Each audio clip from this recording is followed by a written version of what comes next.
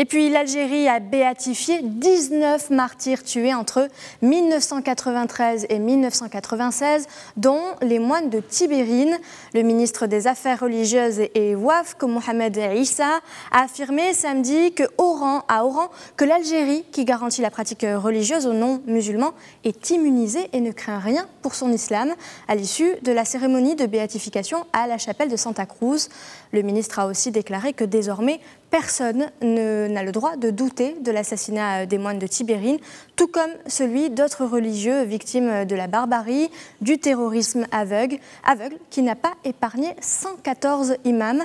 Le ministre a félicité à cette occasion l'Algérie pour l'organisation de la cérémonie de béatification des religieux catholiques victimes du terrorisme qui ont préféré rester en Algérie en temps de crise.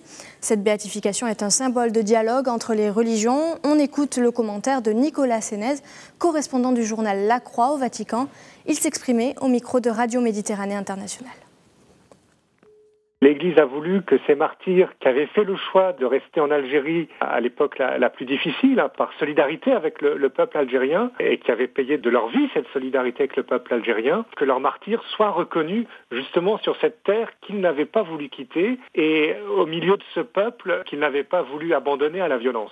Justement, ce dialogue entre le catholicisme, le christianisme et l'islam, c'est quelque chose qui est très important aux yeux du pape François. Il va venir au Maroc, il ira juste avant, il ira aux Émirats arabes unis. C'est deux pays où justement il y a de la part des autorités musulmanes, il y a de la part des autorités gouvernementales, de la part du roi du Maroc, une volonté d'une véritable réflexion sur un islam moderne. Et donc ça aussi, c'est un geste qui sera, je pense, très important aux yeux du pape, de marquer que ce dialogue avec des hommes qui, au sein de l'islam, veulent un islam ouvert, tolérant, mais tout en restant profondément musulmans et attachés à leur tradition. C'est ce genre de dialogue que veut le pape François.